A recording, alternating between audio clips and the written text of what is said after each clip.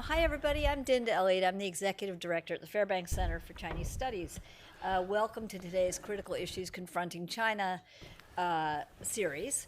Today, we're delighted to have David Zweig join us for a conversation about China's battle for talent and technology. Firstly, welcome back, Professor Zweig. Thank you very much. I heard you refer to us as your old home, and we're honored that you think of us that way.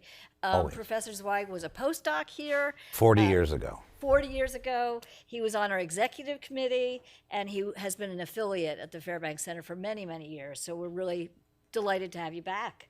And Professor Zweig knows a thing or two about China. He was in China in the very early days, before most foreigners were there, studying in Beijing between 1974 and 76, earning a diploma in Mandarin Chinese from the Peking Languages Institute and a diploma in philosophy from from Beida. What I like to say, we studied Marxist-Juyi, Lenin-Juyi, Mao Zedong Sisiang, and the intonation has to be correct. It was perfect Mandarin. Okay, thanks. David Zweig is a social scientist and emeritus professor of the Hong Kong University of Science and Technology. His new book that he'll be referring to today, The War for Chinese Talent in America, The Politics of Technology and Knowledge in Sino-US Relations, explains the origins of the current conflict between China and the US over China-born academics and researchers who have chosen to settle in America. David is also a distinguished visiting professor in the Taipei School of Economics and Political Science at National Tsinghua University, and he also serves as vice president, just to be fair, on both sides, he also serves as vice president of the Center for China and Globalization in Beijing. Professor Zweig has written 4 books, including Internationalizing China, Domestic Interests and Global Linkages, China's Brain Drain to the United States, and Agrarian Radicalism in China, 1968 to 81. I was a Harvard postdoc. When he was a Harvard postdoc. Published by Harvard University Press. Published by Harvard University Press. And he has edited many more. His areas of expertise include China's talent migration, foreign economic policy, energy policy, resource diplomacy, returnees and new diaspora, and Hong Kong mainland relations. He's someone who, for many, many years, journalists have turned to all the time to provide analysis on what's happening in contemporary China as well. So our discussant today is Professor Yawen Lei, a sociologist with deep knowledge about the cutthroat, competitive world of Chinese technology that David talks about. Yawen flips the arguments about competition on their head to ask us, what about the people who are making the technology and those whose jobs are controlled by the new technologies? Yawen is the author of 2 books, The Gilded Cage, Technology Development and State Capitalism in China, and The Contentious Public Sphere, Law, Media, and Authoritarian Rule in China. We're thrilled to have them both with us today. So now let me pass the mic over to Professor Zweig. Great. Push that aside. Good. Well, I'm going to start making it difficult for the cameraman right away. I decided, Dinda asked me to adjust my presentation somewhat, so I will focus a little bit more on some of the things that you might be talking about, which is what's happened to the Chinese here, right, and how they've responded, and also the Chinese government's response. So, Deng Xiaoping, long time ago, said, send them abroad. Oh, so what if 10% don't come back? Right? Well, he got it wrong. As of 2001, 99% of the PhDs, mainlanders getting a PhD in the United States, didn't go back, right? The Center for Strategic and Emerging Technologies at CISET, which if you're doing research, they're a good source. They're quite critical of China, but I think they're a good, useful source. They estimate that 90% of people with a degree in AI aren't going back. So here's a table for you. You can see this is 5-year stay rates in the US for foreign students on temporary visas. 98% of these people were staying. This is for doctoral students, right? 98%. It's improved significantly to 83. Same for India. And the Europeans also. America's an attractive place. right? Here I am, 55, right? I'm a Canadian. That's how I got to China in 74. So around the world, people started to say, well, what do you do with developing countries when they can't get their people back? How do you deal with the brain drain? Well, one of the strategies was what was called the diaspora option. You utilize the talent in the diaspora. You get them to share their knowledge with you. And two key points of it, you could go through a series of policy initiatives, which China has done. At the back of the book, I have just a long list of all of the policies that China has done. And there's the concept of a shared affinity with their homeland. China's banking on that, right? And that's part of the reason that people do participate back in China. So it's an important thing to recognize. Now, this group that has come and settled and teaching and working in the United States is a remarkable group. The National Science Foundation reports that 100,000 China-born researchers and entrepreneurs in the US have a PhD. That's a huge number. And if you go on, Google anything, right? I Googled just material science research in the US. 4 of the 5 top people were mainlanders. 5 of the top 10. Do this in almost any field, and you're going to find this. So these people are making enormous contributions to science in America. But they became a key mechanism through which China would try to catch up to the West. That was part of China's strategy. One of the things, and this is where you get to the China initiative, you know, this idea of a diaspora option is very nice, you know, reach out to your diaspora, get them to help you. But what if the host country doesn't want you to do that? What if the host country is saying the stuff you're transferring back undermines our national security? And then you get US-China relations today and towards this problem. Now, China back in 1994 began working on this problem. A key concept for this is part-time. That originally, if you look at the Chinese Academy of Sciences, they had the Byron Jihua, the idea, they even agreed that there was a part-time program. That didn't work because people would not show up and still take the money. So they canceled the short term. But the Jiang Zemin called for it. The Chengjiang Scholars Program, the Chengjiang Shreja, began right away with a part-time program. Part-time meaning you stay in situ, you stay where you're working, but you get some kind, you don't get the full awards, you don't get the full prestige, but you do get basically to spend summers in China with some kind of support. Here's a man who knows more about China than I do. And in 2001, Jiang introduced this concept of 为国服务,不一定要回国服务, but you want to 为国服务, you want to serve the nation without returning to the nation. And he laid out 7, in that document, they laid out 7 strategies. And several of them become really important. One is using professional associations to help China. So anybody who joins a professional association, particularly technological associations, business associations, use them.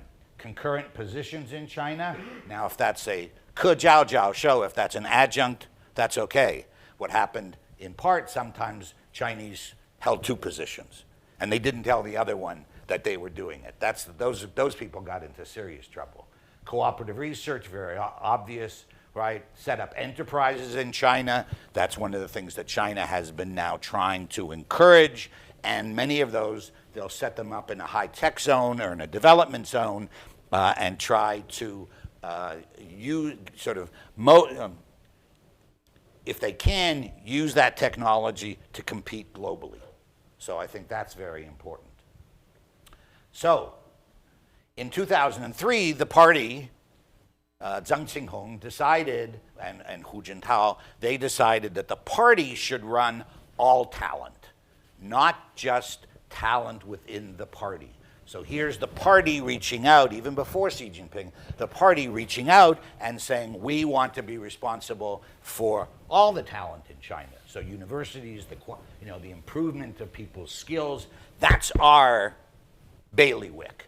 right, which is a big extension because previous to that, it would have been the Ministry of Education alone or the Ministry of Personnel, right? But they wanted to reach out. And as often happens in China, as soon as the party says something and suggests that there's money for it, all of a sudden, everybody sets up a new organization, right? It's like, you know, the rain comes down. We've seen this with with One Belt, One Road, right? All the programs, right? A bureaucrat in China sees the center say something and it says, all right, there's money there. I can expand my bureaucracy. I'm going for it. At some point, I can tell you, if anyone asks, about how many one country, two systems institutes there are in China, and I've given lectures to them.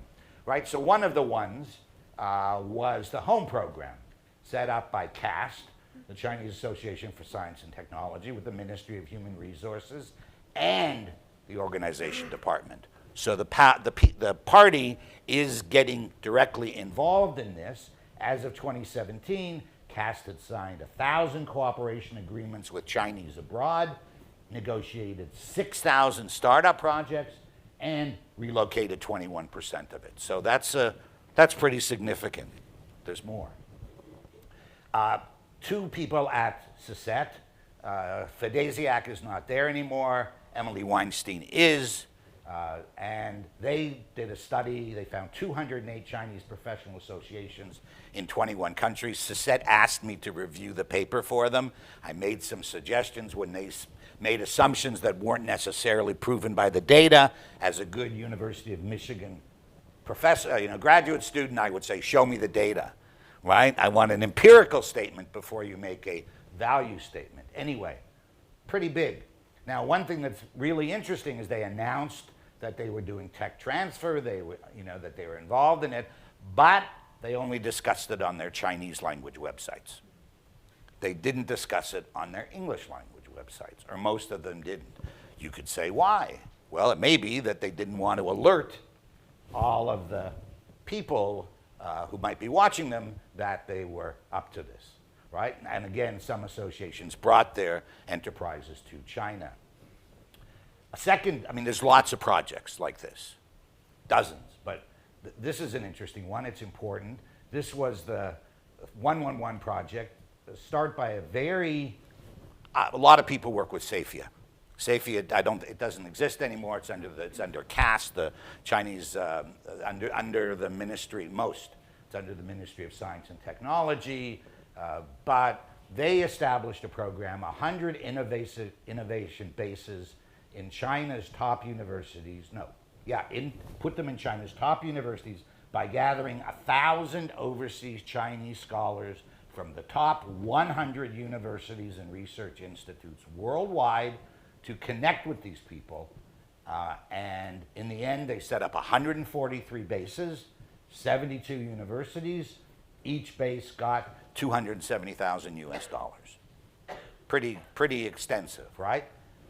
Where some people got very nervous.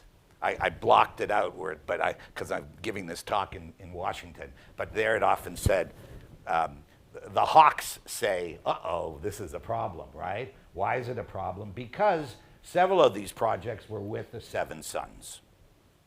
Seven Sons are the PLA-linked university. The 7 universities, you can look it up on Google. One, for example, is Beihang, and they were doing research on advanced materials for aerospace and aero propulsion. That's got pretty military significance. My favorite is the Harbin Engineering University, a base on advanced ceramics and deep sea engineering. What do you do with that, Bob? You listen to the American submarines off the coast of Hainan Island. That's what ceramics is used for, right? Largely as it can be used that way. It's not to make Yixing Cahu. It's not Jingdejian, right? Kind of stuff. The most infamous of all these programs was the 1,000 Talents. That one got into really big problems in the United States, became very, very famous. And Li Yuanchao, whose name I cannot mention anymore in China, I was told, because I would be digging up factionalism. I was warned I can't talk about him, though he was never charged with anything. He thought that if I have the party I can make these people come back. I can encourage these people to come back full time. And so he did what a good Communist Party leader did. You fa dong chun zhong, right? You mobilize. And so he mobilized, and he mobilized universities all over China. He mobilized cities. Those universities mobilized their professors, and they all reached out across the Pacific, maybe across Europe, and looked for their graduate students, people that they knew, their alumni, whatever, and said, join the program. And two of the cases, I was an expert witness for two cases under the China Initiative. I wrote briefs to defend them. And both those people had joined the 1,000 Talents Plan in 2011 when it was okay. The United States thought it was fine, no problem to join. But I did a research project on this, and I found out that of the people that had been recruited in 2011, only 26% returned full-time. So even Li Yuanchao couldn't succeed. All right? Still the part-time. And if I've got a moment, I'll tell you one of my favorite moments of my research life. I gave Li Yuanchao a report in a small setting, telling him why he couldn't get the people back full time. I gave him this data, which he probably knew it, but nobody had ever gone out and collected the data for him because his staff didn't go to the University of Michigan. And so I found that the main reason that they didn't want to go back is 官员的权力太大. The power of bureaucrats is too big. You're a world-class scientist, you go back, you go into an Academy of Sciences, and all of a sudden the director of your institute can say, you can't apply this year because he's got his network and he wants his people to apply. And so Li Yuanchao turns to the president of Dalian Ligong Daxue, the Dalian University of Science and Technology, or Technical University, and he says, 这个外国人说你的权力太大. This foreigner said, you have too much power, what do you think? Right? 对不对? 你同意不同意? And they got into a huge fight. And the guy was fired about 4 months later because I knew from the bus ride that he didn't like the 1,000 Talents Plan. And I think he was invited to this workshop because he didn't like it, and that Li Yuanchao was going to nail him. And I became the tool for that, but the nice thing was I was on the inside. So here's some of the programs, part-time, full-time. This is a long list, and there's more. Now, I gave this talk, the same one I'm giving you basically, at a university in China in a closed seminar, and when I put this table up, one of the Chinese professors said to me in Chinese, now I understand why the Americans got so pissed off. Right? They were just, it's a big thing. No other country has programs at this level. Right? Most countries have one or two programs.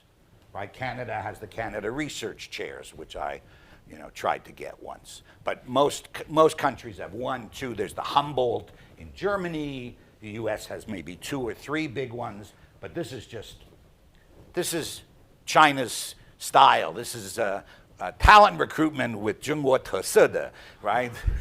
This is a recruitment with Chinese characteristics, right? And here's the 8,000. The estimates were that there were 8,000 talents people, full and part-time, but we know that an awful lot of them were part-time. And the US government estimated that there were 2,600 plus people in the United States who had joined the 1,000 Talents Plan. And they became one of the targets, a big target. So I also wanted to say, how do these people engage? Well, one of the ways to find out is go online. For those of you who are graduate students or researchers, go online and look for pinyin names. Right? You can always tell a Chinese professor, though your spelling is strange, right? Because are you? Originally from Taiwan. Ah, that's why, right. That's why I wrote it down, right? Originally from Taiwan. So you can always tell when someone's from the mainland, right? The pinyin names are always different, right? And so we did that. We found 121 top China-born scholars, 18 US universities, 4 in the UK. And what did we find? This very talented group. 35% of them held joint positions. 6% of them ran labs in China, which means a lot of transfer, right? They're running a lab or they're participating in a lab in the United States, and they've set up a lab under one of these talent programs because, where is it? No, it should be joined a talent program, right? Did that disappear? Anyway, I think it was 60% of them joined a talent program of these people. So lots of people got recruited into these programs. So I can be brief on this. Why do people join? I believe one of the major motivations is to help China. Call me softy, call me, too easy.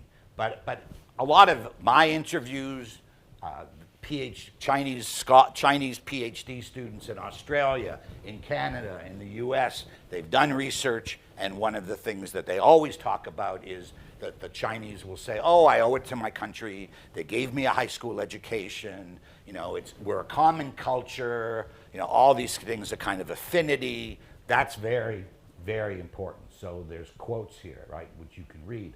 But there is no doubt that a significant number of people did it for their personal advancement. You get a laboratory. Maybe you couldn't get a laboratory in the United States, but you go to China, you get a laboratory. You get 20 research assistants instead of 2, right? You can do your research much more readily. I interviewed a guy who told me in Europe I could get 3. Here, I have 20 research assistants, right? Some just set up their own companies. Some stole it and sold it. I also believe that many people took back cancer-related technology or information, and then immediately they give it to a hospital. They can become the vice president of the hospital and the director of a cancer lab. I've seen that only once, but I believe it's probably not uncommon. And cancer, for me, is a really important part of this story. I believe in U.S. national security. I believe that the United States has the right to defend its national security, but it should not be screwing up cross-national work on cancer. And it does. It did it. And it did it partly through the NIH, right? Obama talked about moonshot. The 2 countries signed an agreement in 2010. It was renewed in 2015. You're a mainland professor, China-born professor. You're working in a university in the United States. You look around, should I continue to do this research or am I going to get in trouble? Government saying, go for it, right? 2015, the same year that the FBI starts looking for 1,000 talents people and starts warning us, look out. Anyway, Xi mobilized China. Once Xi becomes the leader, he believes strongly in getting the overseas Chinese to help. He did something which I think, sorry guys, Xi Jinping, sorry, was a mistake. What he does is, at a meeting of the Tongzhanbu, he says that the 海外学者是统战工作的一个焦点, that they should be a focal point of united front work. If I'm sitting in the FBI, and I know this document, I see this, what does that mean to me? It means that people in the Communist Party, the United Front Work Department, are going to be running around the United States trying to get this technology. I have very good Chinese friends who like my presentation, and they thank me for saying this because this put a target on their back. That's how they feel, that Xi Jinping actually put a target on their back by saying this. He didn't say it so publicly, but the documents are there. Another thing he said was mobilize talents to engage in offshore innovation in foreign countries and then bring those innovations back. So take advantage of the American market, take advantage of any kind of money you can get overseas, set that up, get the project running, and then bring that project back to China. That was very much, and every high-tech zone in China has these points around the country. Zhongguancun must have 6 different centers in different countries where they're doing this kind of work. One other thing that's troublesome is that in 2018, there's a report that said that the Chaoban, the Overseas Chinese Affairs Office, which is just easy. I mean, I knew them. I used to talk to them all the time. They'd invite me to come and give talks, and they invited me to National Day when I was living in Hong Kong, to National Day in the Great Hall of the People. I mean, these were guys, they've been taken over by the United Front Work Department. And that the United Front Work Department is now working out of the consulates almost in the name of the Chaoban.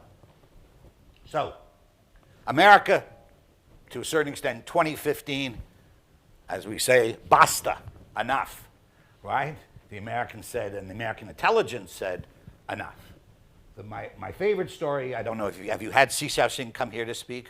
Oh, you should get him to come. He's great. So I had lunch with him a couple weeks ago in New York. He was the second person. The first person to get in trouble was Sherry Chun, who worked at NOAA. But he's Sunday morning, door kicked in, FBI guns drawn to arrest him for selling technology, transferring high-quality technology to China. He turns to his wife and he says, "Do what they say or else they'll shoot me," right? Now, 4 months later, they drop all charges. They totally misread the technology because they're the FBI. They don't know technology, right? They also don't know China very well, right? Now, how did they find him? This is very important, and not enough people talk about this. The National Security Agency in the United States government gets access to 1.8 billion emails a month. This is what Snowden was, the kind of Snowden thing. 1.8 billion emails a month, which they then can run through high data checks. And they can look for keywords, right? Technology, China, da-da-da-da-da-da. That's how they found Xi Xiaoxing.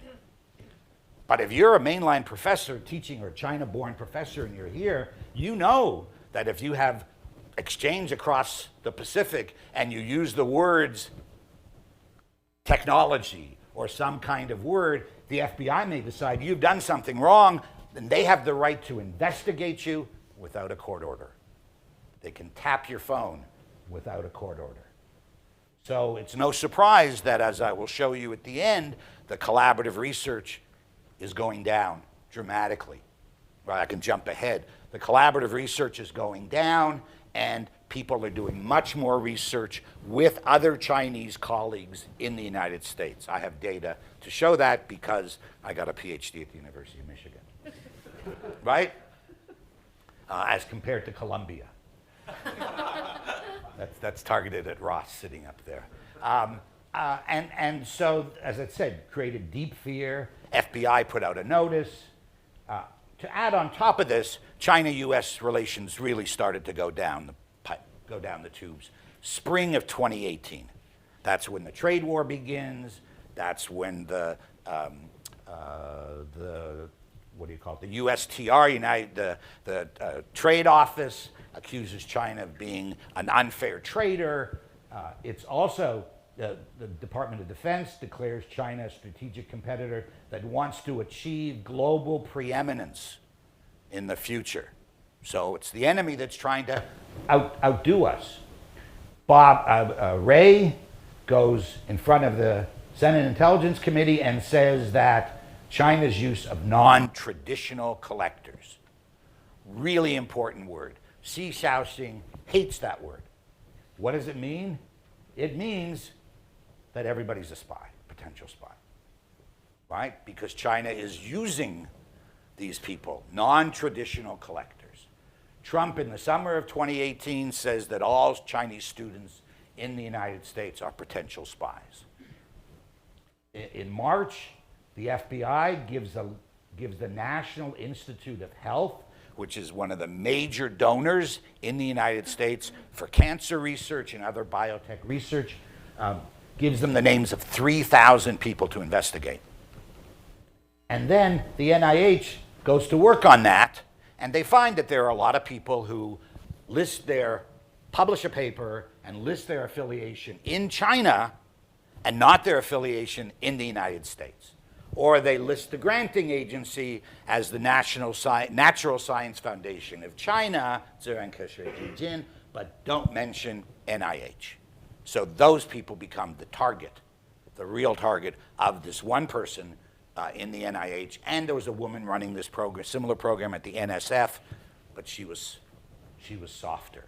But again, you know, for the 1,000 Talents plan, 44% of them are working in medicine and bio, life or health science. You want to look at industrial technology, which is applied tech, you know, I'd say go, you know, that's okay. Computer science, you know, if you're becoming an enemy, you want to check those things, right? Don't screw up cancer research, right? Because we're all of us, to a certain extent, are going to get it. Sessions then declares the China Initiative. In the fall, 3 key components to take away from it. I always talk too long, but it's okay? Okay. 3 key components. Trade secret theft. They found none, right? No cases of trade secret theft under the China Initiative. Second, need to deal with non-traditional collectors. It's in the document. Those of us who do research know if you're studying China, if it's in the documents, it has great more weight. 10 minutes. I'm good.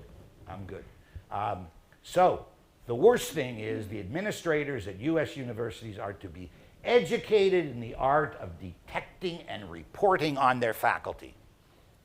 Isn't that lovely? Right? What is that? That's called McCarthyism. Right? Faculty, the administrators are taught to check out their faculty. It's McCarthyism because once most of these guys got labeled as a potential problem, the universities fired them.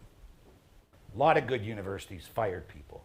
MIT down the road, the only president of a university who gave money to get a lawyer for Chen Geng. No other university went that far, and many universities fired people and then found out that they were innocent.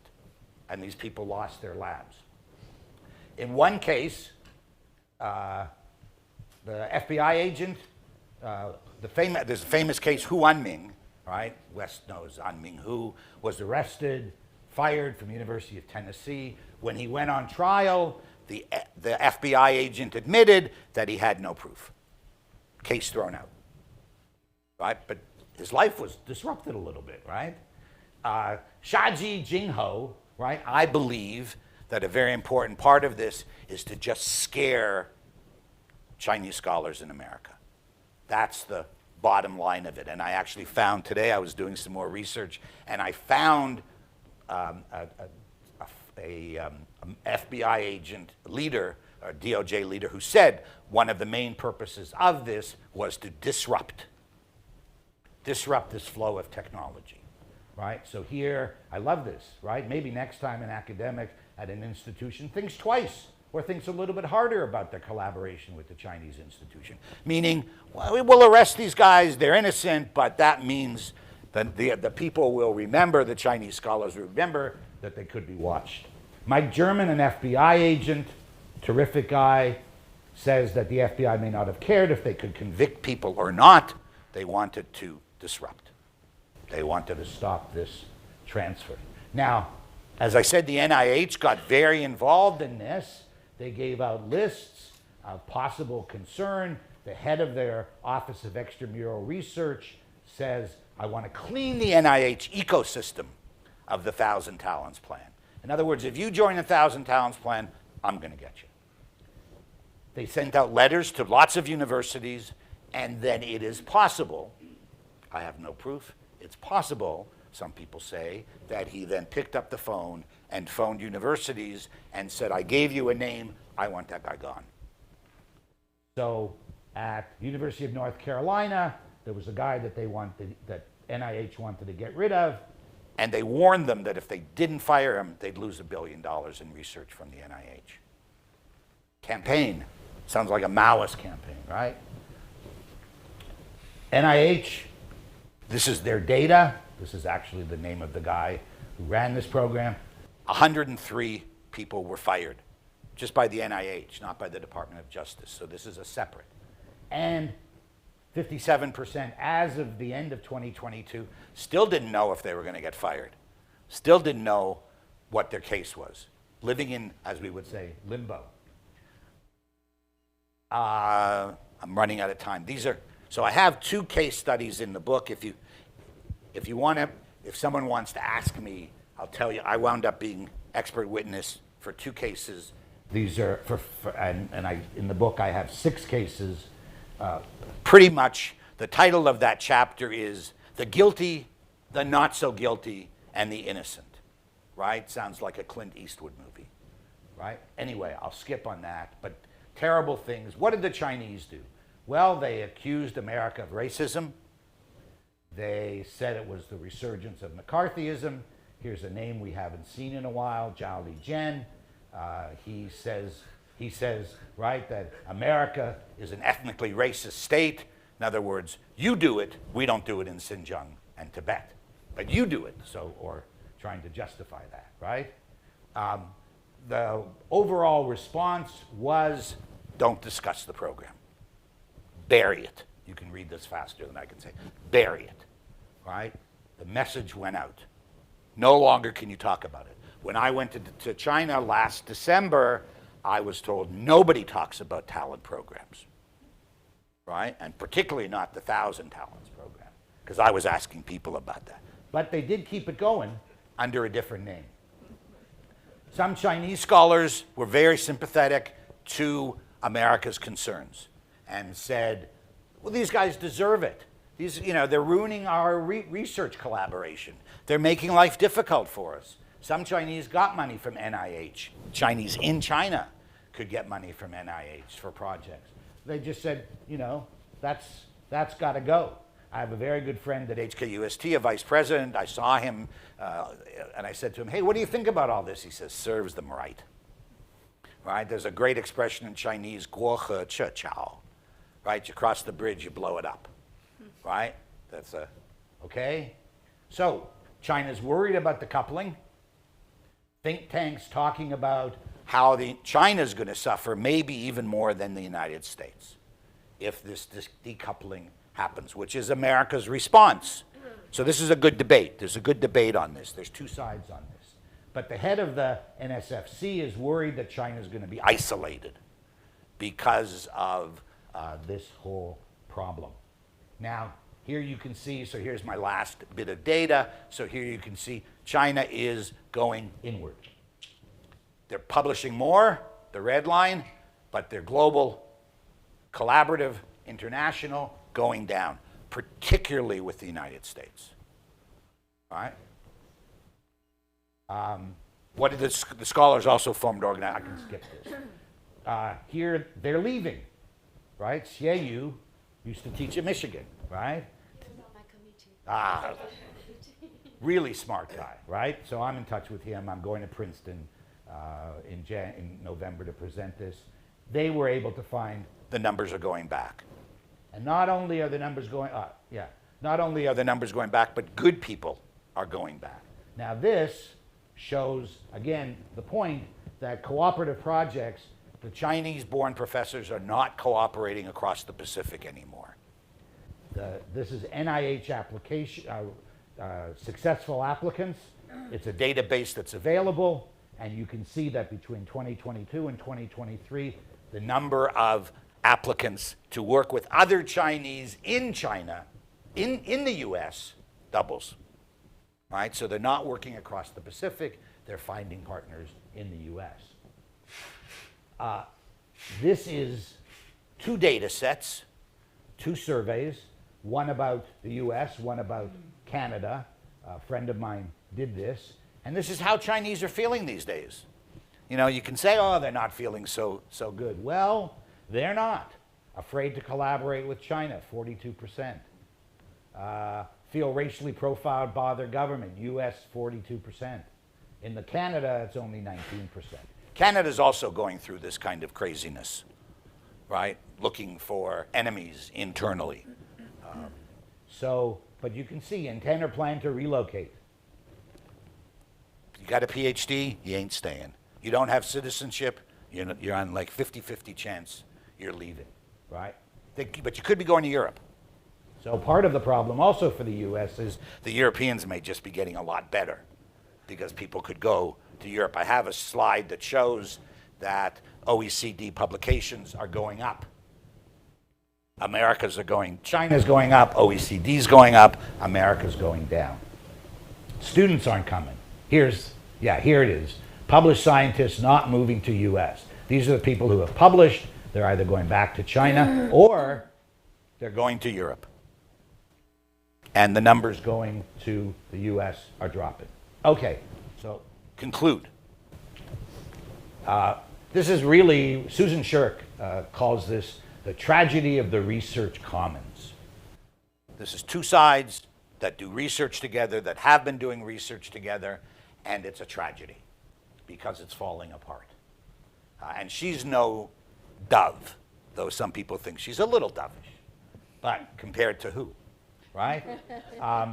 Now, part of it is that, this is becoming, the science is becoming part of the competition and the almost conflict between the United States and China. China, to a certain extent, asked for it. My own view, over the top. The list, the number of programs, the language that the leadership has used, the strategies, over the top. Triggered an American response, and then the Americans on their own overreacted. That's basically the story, and we're the losers. World science is the losers. Chinese scholars, particularly living in this society, who could have been here 30 years. Xi Xiaoxing says to me, where am I going to go? I'm an American. I've lived more years in America than I have in China. My kids are American. Where am I going to go?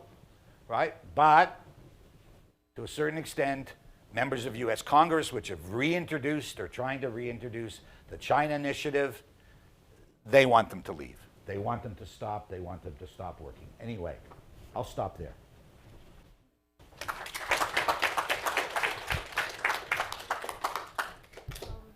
Thank you so much, Professor Zweig, for such a fascinating talk and a very, very timely book. So because we only have around 8 minutes left, I will just ask perhaps... Don't we have till a quarter after? 25.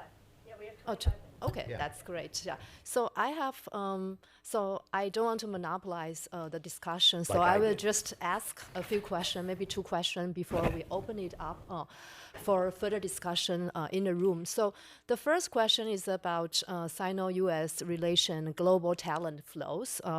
And your talk highlights China initiative on Chinese scientists in the U.S. And there are serious problems on both sides. We know that in China, things are not that rosy. A lot of scientists actually, and also scholars in general, have encountered serious problems. And maybe one of the most famous recent example is a sociologist, Professor Ding Xingzhao at Zhejiang University. And a lot of people who actually encounter problem and find, and actually they lose their protection after the leader who hired them left the position. And on the U.S. side, we see also a lot very difficult situations. People left their jobs. So what do you see as the most lasting effects of China initiative on the global flow of scientific talent? And given the broader geopolitical tension between the two countries, and how do you think about the war of talent will evolve? You show us some statistics in recent years, but I just want to know how you look at the future. And will more scientists and researchers move back to China, or is there potential for a shift in global talent flow to other regions? You talk about Europe. Yeah, Europe. And I also have a question specific about Hong Kong because you taught there for so many years. And so Hong Kong has been influenced by geopolitical tension and increasing political control of the PRC government. And how do you observe the flow of different kinds of talent in university in Hong Kong? And from what I understand, it has become increasingly difficult for a university in Hong Kong, including your former employee, to hire people there and retain the faculty members. And we have Hire all people or hire foreigners faculty. or overseas trained? I think just as I know some like people who are teaching sociology department told me. Rowena, who's coming here to speak, Yeah, just kind of lost her job. Yeah, how things become very different because I know that for some people in the U.S. in the past, when they are thinking about potential job market, Hong Kong is one of the best options, like Singapore. Right. And if they don't find job here, then they go to Hong Kong. But now, seemingly, Hong Kong become less attractive over time. So the first question is about the global flow of talents, and the second question is about balancing national security and collaboration. So how do you think about governments, like particularly in the U.S., can balance legitimate national security concern with the need for international scientific collaboration?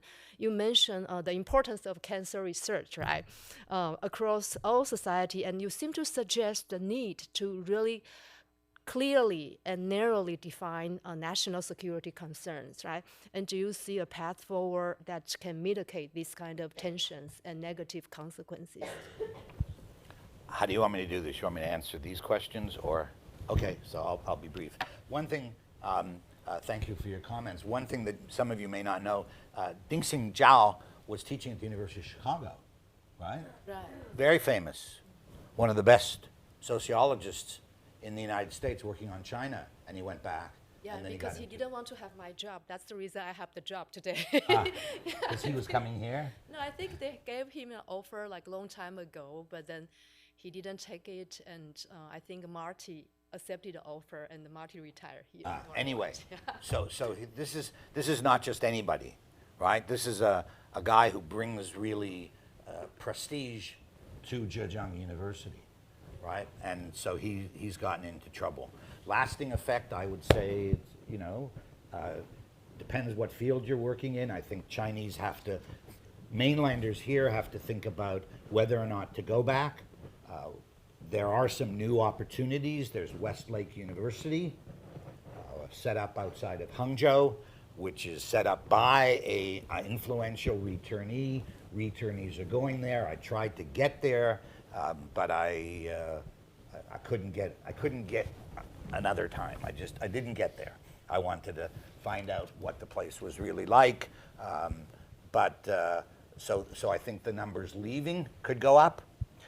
If nobody said, what about the election, which I'm sure you'll say, if Trump wins, this talent flow will increase dramatically.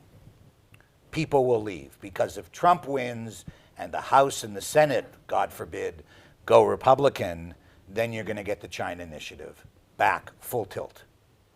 They've already got the law. The House has already passed it. They just can't get it past the Senate. And the president firmly believes in this. So that would be, the flow will increase. Germany may be quite happy. The Europeans are going to be, I think, quite happy. I'm trying to get to Berlin in November to find out more about this. So I think that will continue, that flow. To Hong Kong, I would say it's still okay. It depends on the topic. You have to be a little cautious, right? When I teach in Hong Kong online. I do not call for Hong Kong independence. But I can talk about the movement, right? What happened. And I'm teaching mainland students. So you have to be a little more careful. One big problem is it's very hard to go into China to do research. If you look at my life I've spent most of my life at the Jicang, right? At the grassroots. I lived in the countryside in the early 80s, right? During Baoqian Daohu, during decollectivization. I've run around China for for decades. That's part of why I know what I know, even though I may not know much. But that generation is going to change. In Taiwan, the Institute for International Relations at Zhengzhou University said we have to start a program called Studying China Without China. I went to speak to them in November. They said, we're going to study China without China. So documentation becomes really important. Interviews become much, much harder. I think that will be a problem. Balancing, that's the key. So there's this slogan that says, small fields, big walls. And that sort of gives you the sense of what you want. The question is, what is a small field? And you have the problem, I cut myself off, you have the problem of dual-use technology, right? Technologies that can easily be transferred or potentially transferred into military. And you've got China with its military, fusion, military, what's the term, Bob? Civilian, military-civilian fusion, putting pressure on companies that if they're doing technology development, it should be useful to the PLA. So that's a really big thing to be worried about. What I think needs to be done is a couple things. One is you need try to get dialogue on both sides. Try and get Chinese scholars to sit down in China with both Chinese scholars and American scholars, white ethnically, scholars here to talk about the problems. Make a code of conduct. Write it up. What's acceptable? What's not acceptable? Carrying two jobs, that's not acceptable. Not putting on your grant application that you're getting money from China, that's just not acceptable, right? That needs to be codified very clearly. One second. And the other thing is that the United States government needs to be much clearer in what is potentially going to get you in trouble. And there are people pressing the United States government. Will this government do it? I'm not sure, but there are people who are thinking about this. I did a project, the National Academy of Sciences, Engineering and Medicine. There's good people in there. They know the problem. They've just done a report on the problem. And I think that they know that there really has to be clearly what's sensitive, what's not sensitive. You want to do research, you want to, as graduate students, go on to get a degree, what can you do research in, what to stay away from. So I think that's very important. Yeah, I think now we can open the floor for discussion.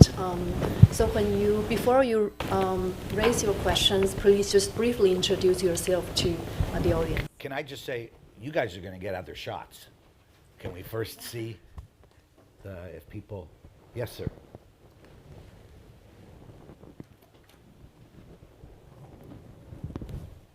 Hello. Thank you for the talk. My name is Prabhat. I am with the HYI. I have Harvard Yenching Institute. Oh, okay. I have two questions. Firstly, as far as I know, young Chinese students are very keen on getting government jobs or public sector jobs, and there are rules in place that recent rules about if you are foreign educated, you might have difficulty in getting government jobs. So how do you look at that, and is that a reaction? Yes. Okay. That's the rumor. But you have a second question. The second question is, do you think that it's different or it's easier for returnee entrepreneurs than returnee academics, or is it about Well, it's easier, but then there's the risk. The risk is if you go back and become big, then you're going to get into big trouble. So what people are doing, what reports show, is nobody wants to have a company more than 50 people. A lot of the returnees are doing small, medium-sized enterprises because Xi Jinping's crackdown on Jack Ma has put a real dent in the idea that you can go back and start a big company. Mitch is busy doing his text messaging, but I want to see his head go, yes, yes, yes.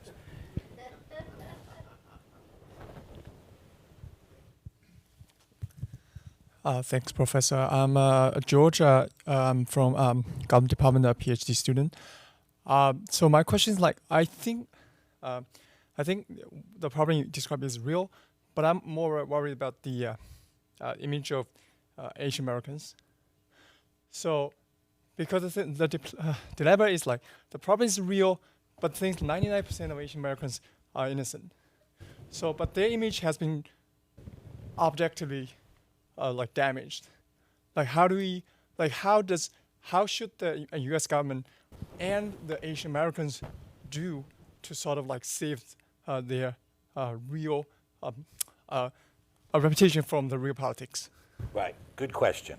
So that's why I often get criticized. I put this in, but I was running out of time.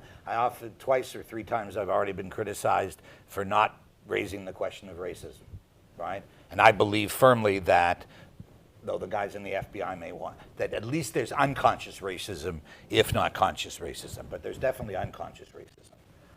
And there's this belief that Chinese are much more likely to spy. And there's some data that pre-2015, when there was investigations about economic espionage, Chinese were punished more. They got, serious. They were targeted. So what can you do? One thing you can do is, come to my talks. I'm doing the best. I'm doing the best that I can to be out there and sort of saying, there's form associations, right? The Chinese professors all over campuses, all over the United States, form independent Chinese students associations, right? Not linking up with, consulate-run associations, but set up some independent associations for the argument of and the defense of Asians, right? That will carry more weight. And so I think that's really, it has to be done. Write op-eds, write articles, highlight it, talk about it. What else can I say?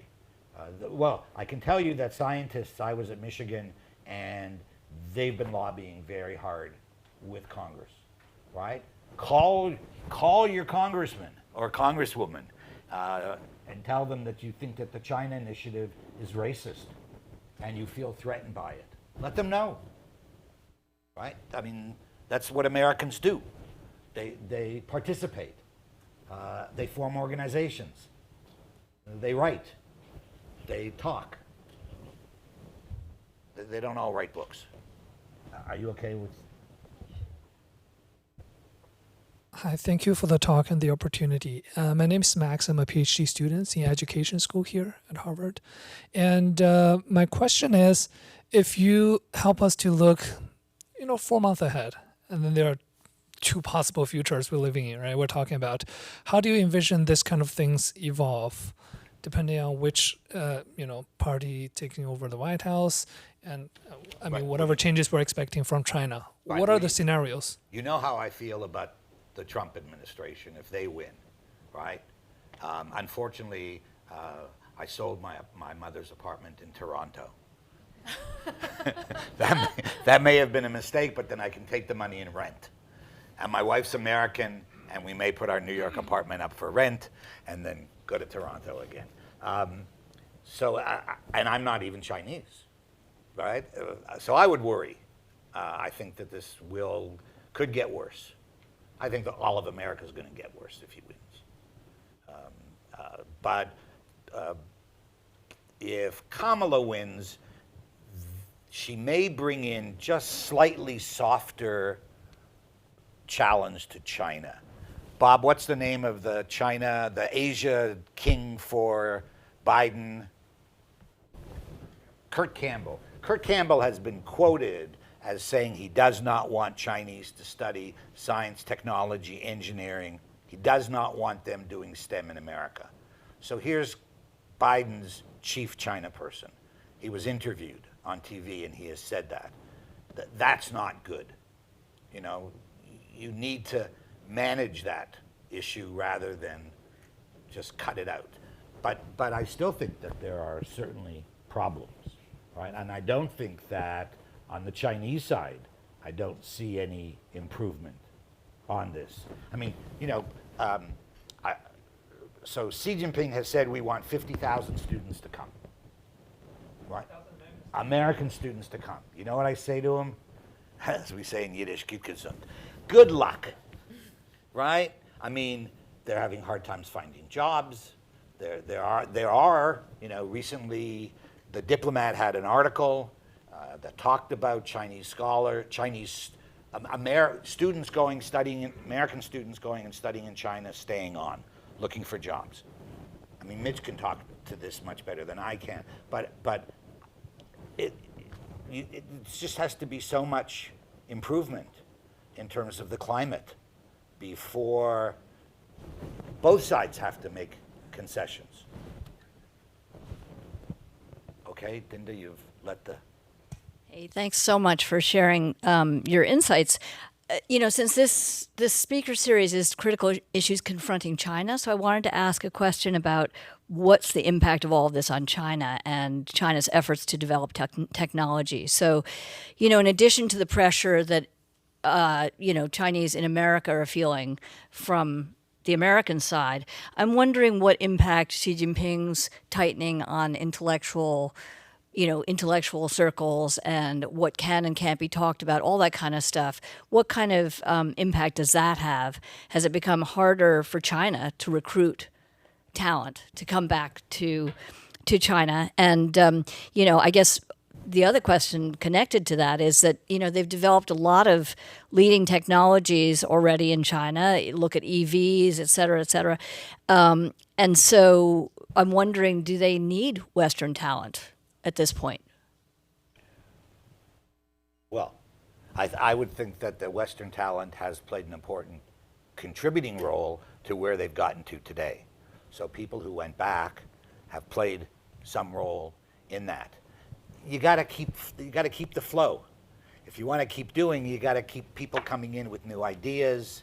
You know, America constantly says, or people who are thoughtful say, why is America so great? America's so great because it was the winner in the brain drain.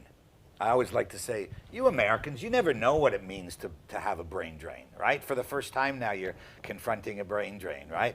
Everybody else has had a brain drain, and most of those brains have come to America, which is one of the reasons, the argument being that that's why America does so well.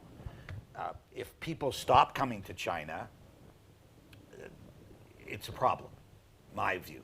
So what's the impact of Xi Jinping's Well, brain?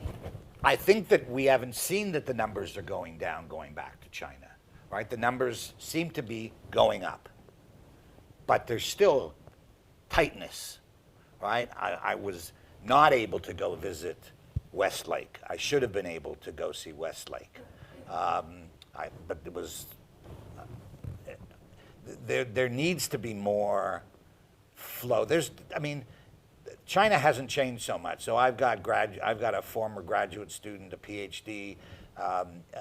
He's having political problems, not because he's a returnee, but now it's returnees versus local. Who gets to be a Chengjiang scholar, right? So who gets to be elevated? Well, he can't be, right?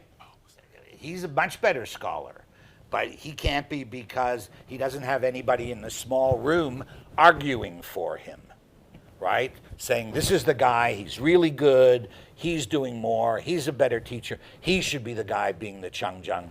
No.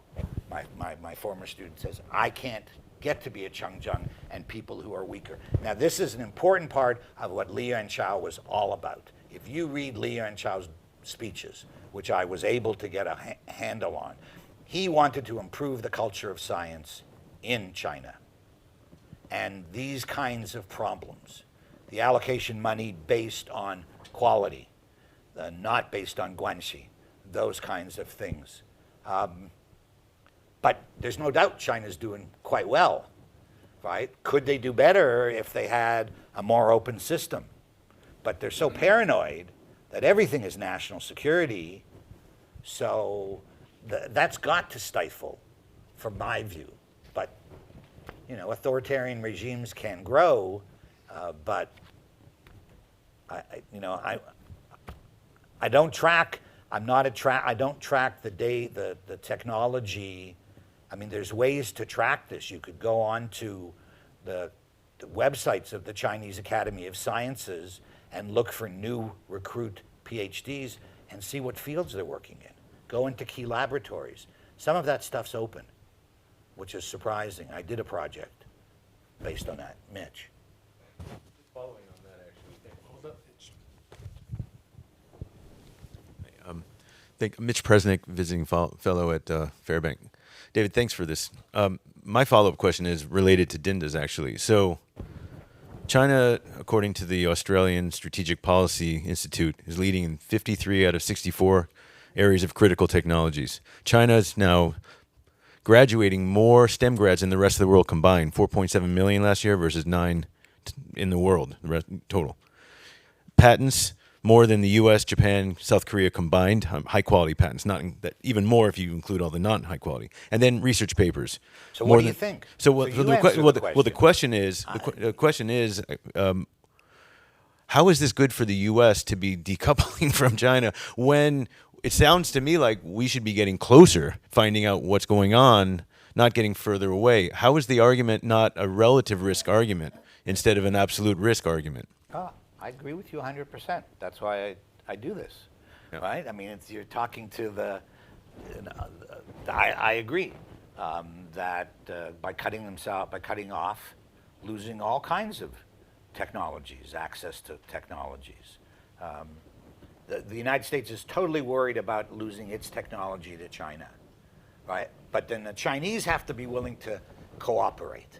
Right? Do they share their technology? They may in joint ventures, Mitch, you know the business community much better than I do, right? To what extent, if you go in and you try and work with a Chinese firm that's got cutting edge technology, are you going to be able to get access to it? Or are they going to just try and get your technology, right? For a long time, they've just largely got your technology. So what do you think? I think it's a new day. Say more. You got 2 minutes. Yeah, we are actually out of time, David. 1 minute. I know. 30, even 30 seconds. Well, I think that it's, first of all, it's a new day, so that that playbook is well known to our side, and we know how to inoculate ourselves from it. It's not like the old days where basically we needed access and we were willing to do anything for it. Now we actually do have something of a united front, and we're vertically integrated in a way we haven't been in 45 years. So if there was ever a time for us to be able to have that argument and have parity, it's now. That's the first point. Second point on JVs, yeah, I'd say that when it comes to things like tariffs, I feel a lot better about tariffs if they are part of a program to encourage Chinese investment in key technologies in the United States. We can require access to those technologies and transfer them here under 50-50 JVs, just like they did with us. And same thing with reshoring manufacturing. They're the leader in advanced manufacturing, automated manufacturing. That's what we need. It seems to me that there's more advantage than risk, and I'm trying to understand when that's going to get socialized in policy circles, because it's quite obvious to everyone in the business circles, including AmCham and U.S.-China Business Council. That's my view. Well, that's a good note. I think we are unfortunately out of time, but this has been an incredibly enlightful discussion. So on behalf of everyone, Debbie, I want to thank you for your time, and thank you for sharing so much your study with us. Thank you.